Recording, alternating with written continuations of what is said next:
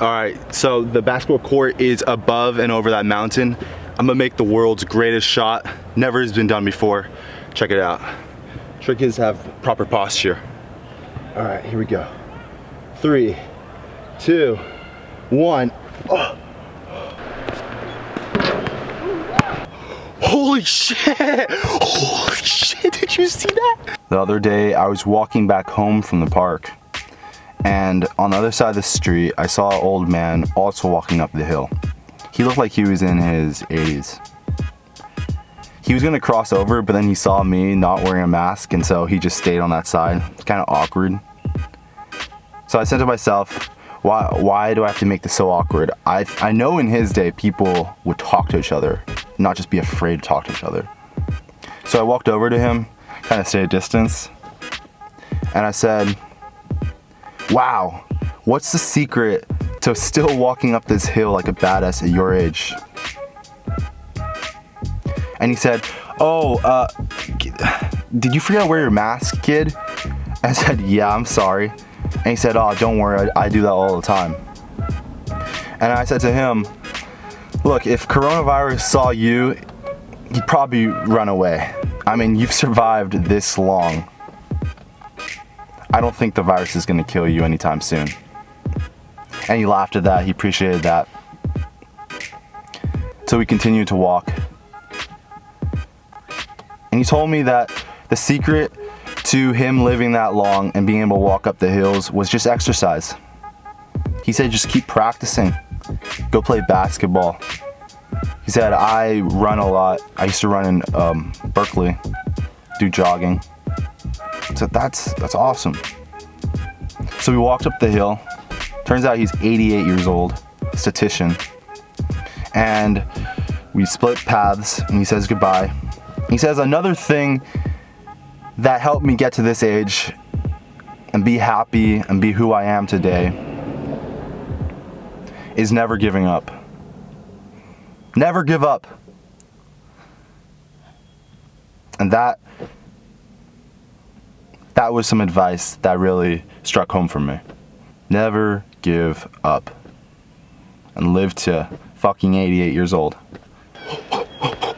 Today, as I was playing basketball, I was getting really frustrated because I wasn't making any shots and I was getting all tied up in my body, shooting some hoops.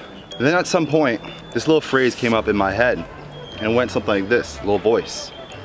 It said to me, don't celebrate the score, celebrate the practice. The phrase came up, I made a shot, score. And I got all excited, I was like, I made a score. So I tried it again. Got lined up, didn't make it. So I went to make another shot. I threw, and I scored. But this time, instead of reacting and getting all excited, oh, I made a shot, oh my God, I remained calm. It's just another shot, it's just another score. What matters is that I'm practicing, that I'm out here on the court. That's what matters. And I kept that calm. I go for another one. Score! Ooh, it's really hard to keep that excitement in. Oh my God, I want to celebrate. Oh my God. But I keep calm. It's about the practice. It's always about the practice. Keep making these scores. Keep going. But as soon as I start to celebrate the score, the excitement goes up. I'm out of my body. I'm not focused anymore. And I start missing again. And that was my lesson. That was my lesson for everything in life. I need to celebrate the work. I need to celebrate the experience. The experience is the whole. The failure and the win, that's the yin and the yang. Focus on the whole. That's why I learned with basketball. Celebrate the practice. That's how you get better. Today, I'm out at the park reading a book called The Mastery of Love by an author named Don Miguel. Check out the book, it's really good. I'm learning so much about myself, and I'm reading and I find out that I know this, but I am revealed again that happiness is from me, and that happiness comes out of me. And I see in myself a tendency with a partner that I put my happiness into their hands. If my happiness was a star, I admire it so much. I love this star of happiness, and I want to share it with my lover. So I take my happiness, my little ball of light, my happiness, and I put it into my lover's hands. And she does not want responsibility of my happiness, because she already has responsibility of her own happiness. So she drops my happiness, and it shatters. And the cycle continues, and I'm heartbroken, and I wonder, why am I not happy anymore? Why has she left me? Well, this book has made it clear to me that happiness is from inside of me. And I know this. I've known this from the very beginning. And with that, I'm sitting there at the bench, and I'm happy, and I feel relief. I look over, and this little girl on the swing with the babysitter is asking the babysitter, can you push me, please? And the babysitter doesn't hear her because she's distracted by the other little kid. And I look over and I'm like, hell, I remember being a kid. I remember being so honest and truthful and fun. So I go over and I say, hey, I can push you if you want. She's like, yeah. And so I give her a swing and she just starts to talk. Like complete truth and honesty to me. She starts telling me about her dad. My dad's grumpy. He never plays with me.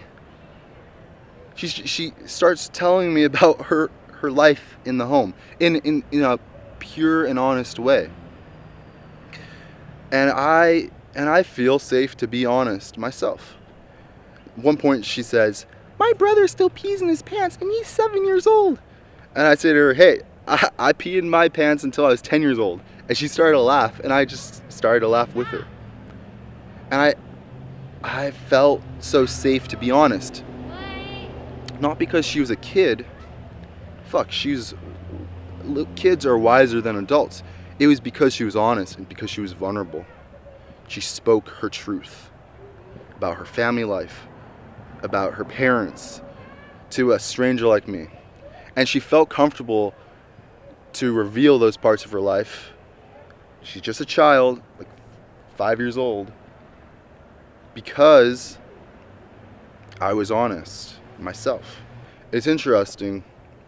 Kids have this sense of truth, and they feel safe to express themselves and be who they are.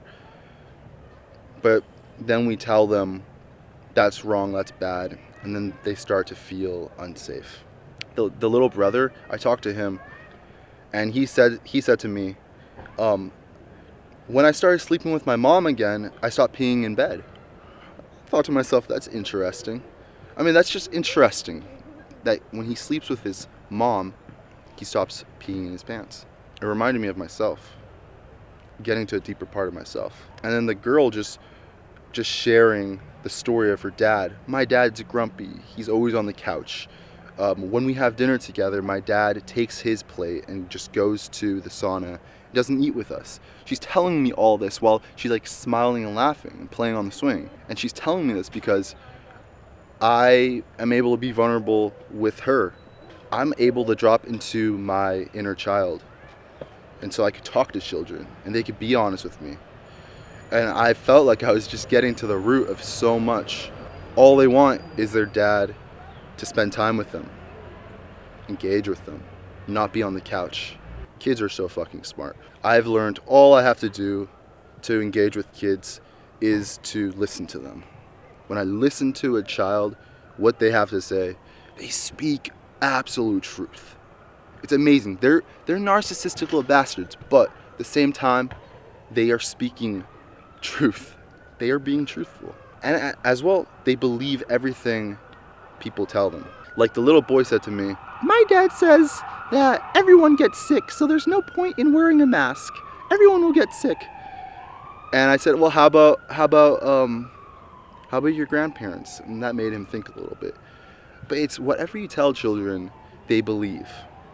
My dad used to say, Anoah, the whole world is BS. Not bullshit. Belief systems.